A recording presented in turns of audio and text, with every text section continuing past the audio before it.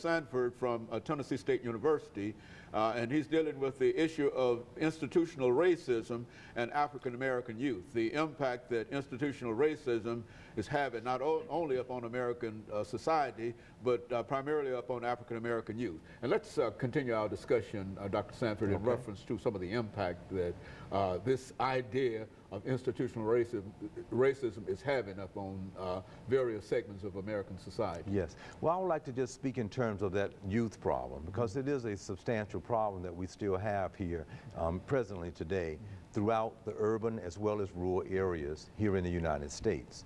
We disproportionately have issues related to poverty. I think that is at the core of a lot of the issues that is in existence. Poverty then impacts the family.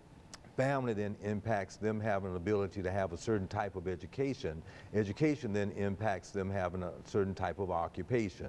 So when these things are institutionalized within society, you will have subgroups of different people from different ethnic groups that will be disproportionate within the prison systems, within the education system, within healthcare problems. And so it runs the whole gamut of different ills of our society.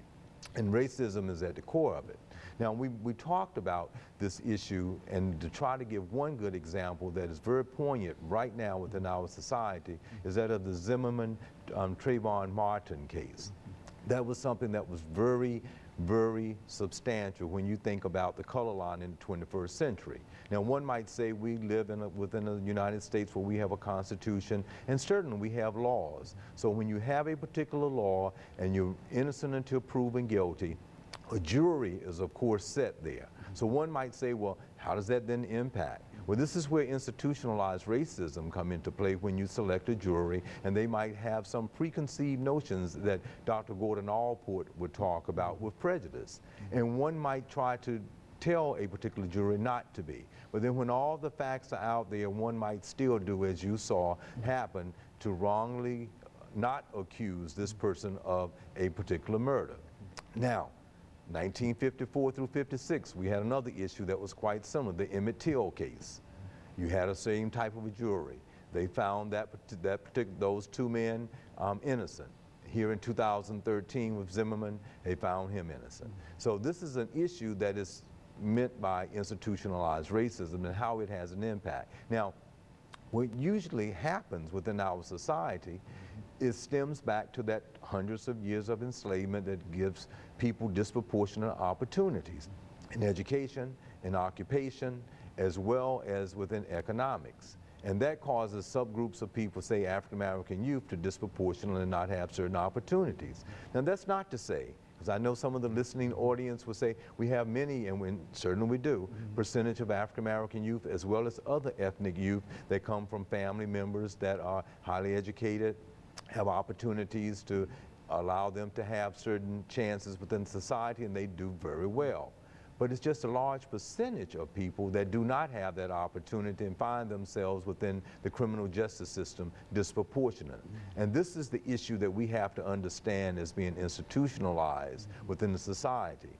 We have multinational corporations, and you have to see that the prison system happens to be one of those. Dr. Charles C. McIntyre makes reference in her book to criminalizing a race, where she sees where prison systems are just like McDonald's or Starbucks. You have large numbers of people in there, you have to build more prison systems, you have to have more people to work in there, so it becomes functional within our society to have a subgroup of people to be disproportionate within those systems because it becomes a business.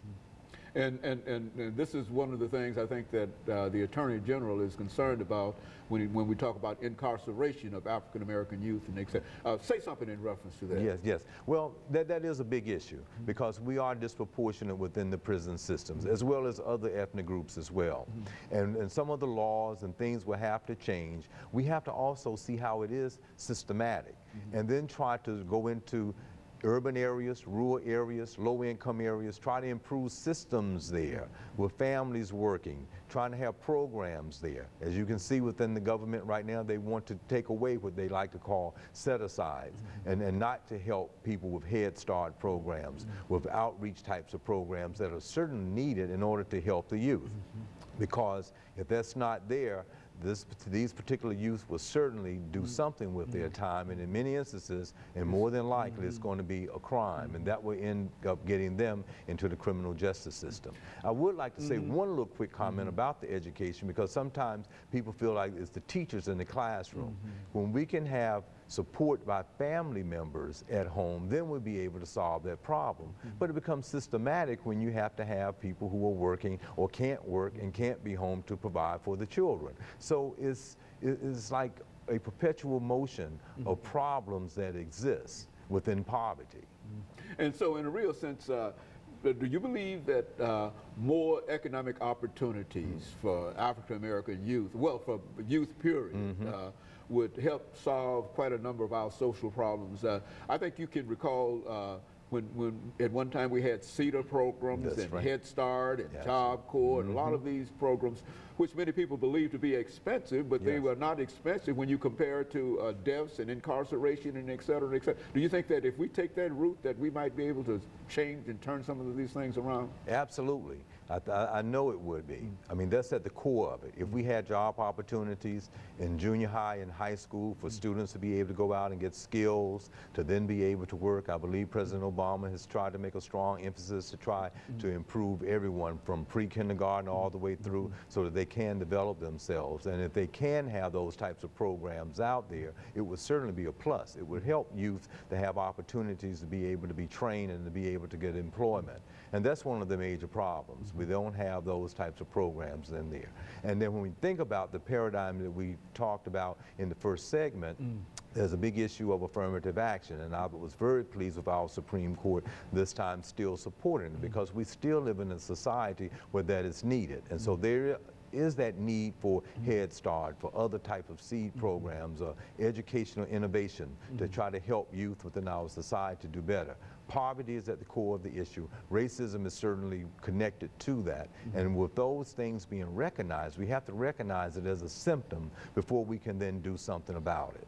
Do you think, in other words, all of the money that we might be using to incarcerate individuals, regardless of why they are there and et cetera, but in the end, it all boils down to a large number and we have to pay for that.